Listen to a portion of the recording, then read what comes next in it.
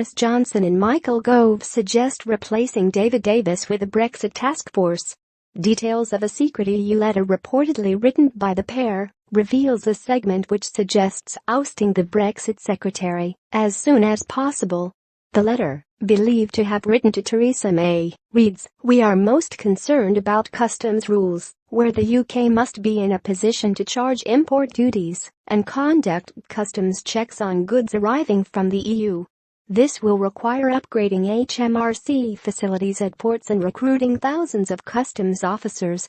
Similarly, we must make arrangements to implement immigration controls in the event of no deal.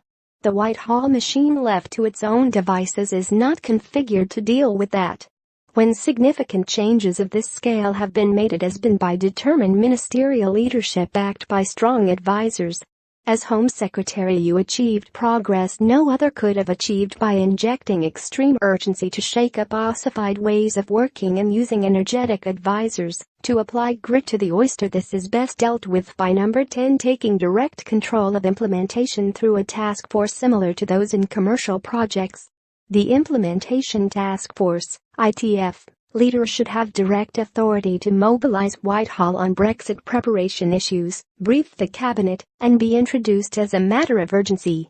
The letter, penned by the Foreign and Environment Secretaries and seen by the Daily Mail, was supposed to be confined to Theresa May's eyes only. The introduction of an ITF would appear to significantly handcuff David Davis in his efforts to secure a deal with the EU. The Brexit Secretary was reportedly furious at the Brexiteer duo for interfering with plans for leaving the bitter bloc. One insider told The Times he wants to demonstrate he's in charge and in control. He's angry that other people are interfering. Meanwhile, a senior ally of Mr. Gove and the Foreign Secretary have expressed their frustrations with Mr. Davis. They claimed that the EU has us over a barrel because the EU's chief negotiator does not respect the Brexit Secretary. Mr. Gove and Mr. Johnson also took aim at Philip Hammond in the letter after they accused him of lacking sufficient energy to prepare for the event of a Brexit no deal. The Chancellor's supporters were reportedly furious when they found out that the Brexiteers had gone behind Mr. Hammond's back. The Foreign and Environment Secretary's call for Davis's replacement seems to support recent statements from the allies of the Brexit Secretary that he could quit over frustration of being frozen out of key strategic talks on the UK's divorce from the EU. According to allies of Mr. Davis, the Prime Minister has been captured by Cabinet Secretary Sir Jeremy Haywood and Oliver Robbins, former Department for Exiting the European Union, DEXU, who currently works as an advisor to Mrs. May. One ally of the Brexit Secretary told The Telegraph, "The officials are forming a phalanx around the Prime Minister and they are trying to cut DEXU out the loop and move the centre of gravity to Number 10. David Davis is becoming increasingly frustrated. People forget DEXU does not actually formulate policy. The policy is all formulated in the Exiting the EU Cabinet Committee. All DEXU does is act as an executive for the policy which is formed elsewhere." Mr. Davis's ally added, "We are arriving at a crucial stage in negotiations. We have got the European Council in December which is make or break.